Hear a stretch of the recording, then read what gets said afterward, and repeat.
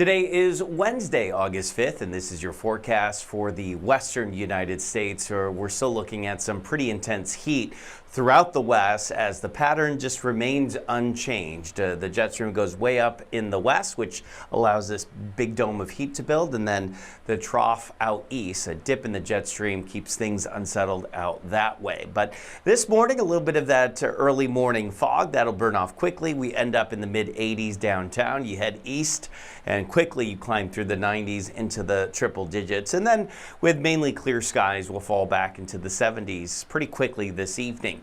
In San Diego, a little bit of that overcast going on this morning. That'll burn off, that early morning fog, and then we end up with sunny skies and a high in the mid 70s this afternoon. That's what we call San Diego weather. We call it that for a reason. Probably will hold in the 70s into this evening.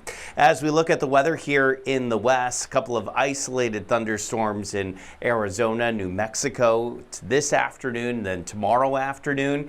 That's your typical sort of monsoonal effect there, a seasonal wind driving in some moisture, but outside of that, it remains pretty quiet here in the west. Of course, with the jet stream going up and over us, that is high pressure, and that generally means dry weather and hot weather. 100 in Sacramento, 112 in Vegas, 108 in Phoenix, 75 to 80 in San Diego, mostly mid and even some upper 80s in Los Angeles, mid 70s in Oceanside, 75 in Santa Barbara. We got 106 in Bakersfield, 112 in Palm Springs, and 111 in Brawley. As we look ahead here with our extended forecast, temperatures remaining pretty much the same. In fact, we may see that heat expand a little bit later in the weekend into early next week. So no changes in the forecast as we remain locked in with some summer heat.